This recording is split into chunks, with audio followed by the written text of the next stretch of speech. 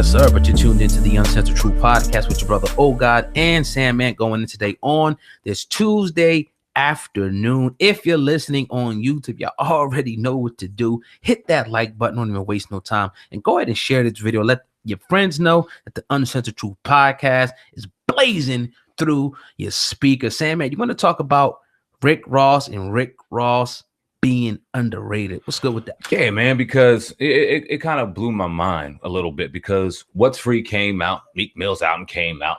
We're all talking about Hove. Hove had the album verse of the year, dope. Meek Mill had the album of the year, dope.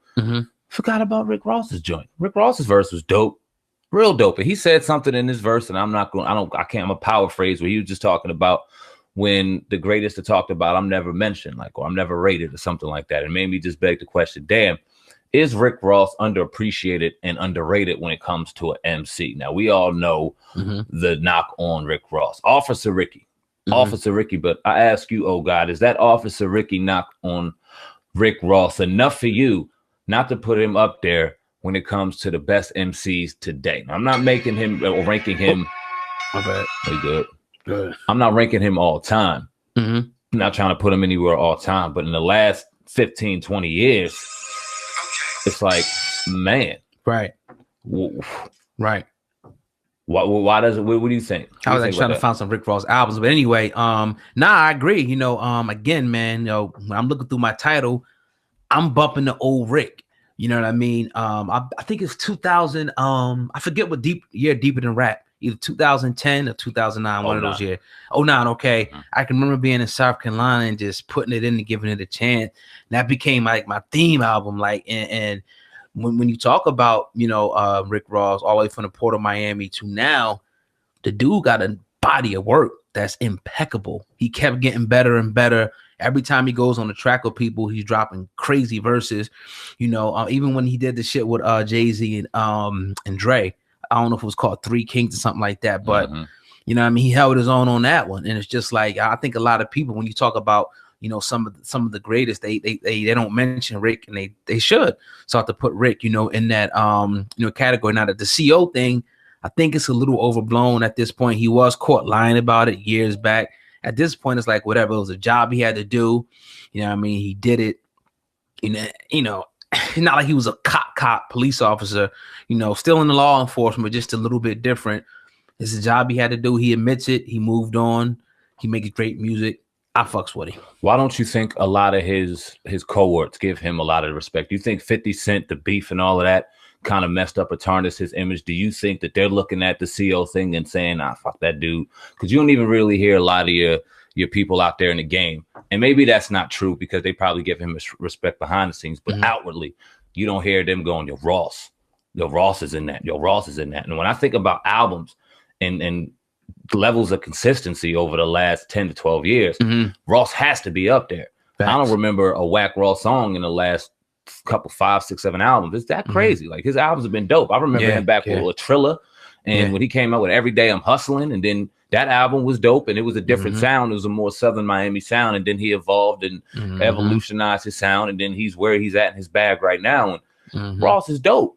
And I was just, and I made fun of him. And of course, we all got in our jokes with the Officer Ricky thing. It was funny to laugh about and joke about. But when you get back and you sit back, and when we're in a day and age where there's a lot of great music going on, but there's also a lot of bullshit, it tends to make you want to appreciate the people dropping and giving you good bodies of work. And when you think about a Rick Ross, somebody that you don't often hear about, a lot of his bodies of work has been very, very solid and great for hip hop.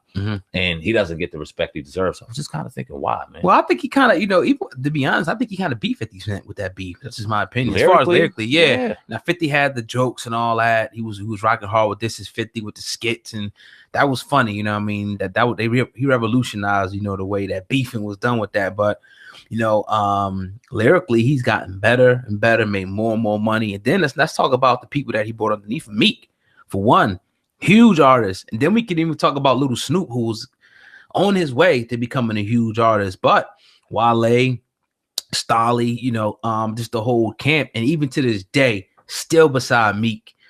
He might not always see him, but when it matters, he's there. I see him in his comment section. He's always bigging him up. It's a beautiful, beautiful thing, what Rick Ross has done. And a lot of people do not talk about him, but he is next to some of the greats in hip hop for a reason. Your Jays and your Diddy's, they're cool with Rick. Yeah. You know what I mean? And your Dre's and whatnot, you know, despite their history and all the people that stuff y'all talk about in the comments. But yeah, man, we got to give it to Rick. I think people should start putting him in that conversation. Yeah. I mean, he's an owner. He's a business owner. He got the Wingstop. He got the beard oil. He got a number of other business ventures. He's out here. He has his own record label. He's out here, like you said, giving opportunities to very fly rappers, a great value and eye for talent, even though Wale may have not translated in the success that he's wanted to see. We all recognize him and respect him as an incredible artist. So shout out to Rick Ross for recognizing that talent as well. When it comes to just 50 Cent, now his star power is just beyond anything. 50 Cent's a fucking star. Yes, sir. So 50 Cent knows that maybe he can't go and get lyrically bar for bar with a Rick Ross right now, but he knows as a whole, his star power is way greater than Rick Ross, and Rick Ross was a CO. So I know I got that on people. If I could push that, then Rick Ross is automatically unpopular. I think that may have hurt Rick Ross a little bit. Because 50 is so fucking popular. So people, especially the younger people that's now sitting there 18, 19, 20, 21 years old now, running the world pretty much, especially running the music when it comes to listening and buying the tours and tickets and whatever the fuck, you know what I mean? And things like that.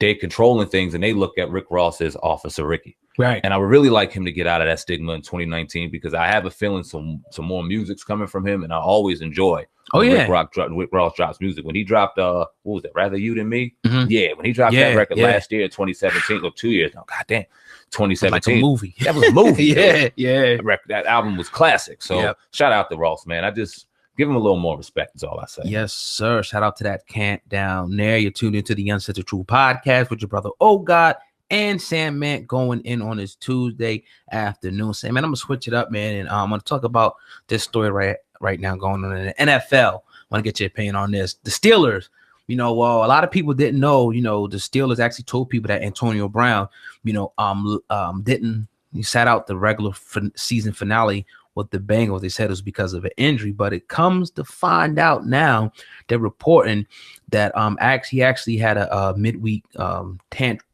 temper tantrum, directed at the quarterback Ben Roethlisberger. And as a result of that, you know, them not getting along, he is asking, you know, to be traded out of Pittsburgh. SamAnt, what are your thoughts on Antonio Brown, you know, asking now to be traded after, you know, him going back and forth with Ben Roethlisberger?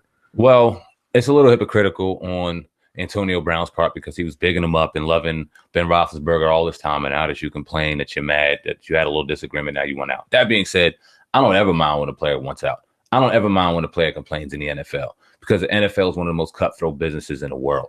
And as much as I love football, I don't mind when players get mad. I don't mind when players gripe with owners because you sit there and you get shit on. You're in human car wrecks nonstop and you don't get compensated properly. You don't get taken care of properly. And if you don't go and hit certain numbers that the NFL needs you to hit, your families doesn't take care of, your health aren't taken care of right. Once you're out of the league, it's just real sick what's going on over there. That being said, this isn't surprising to me. Like I said, he's a little bit of a diva when it comes to the wide receiver position, which is cool.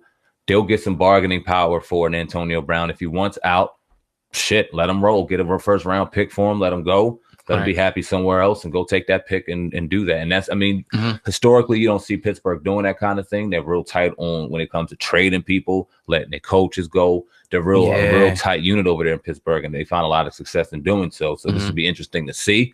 But in my opinion, I'll let his ass go. Yeah, I mean, you know, if it's a cancer for the locker room, you know, especially going at the quarterback, if they can't find a way, it's probably at this point, I think that it's you know, it's done in relationship.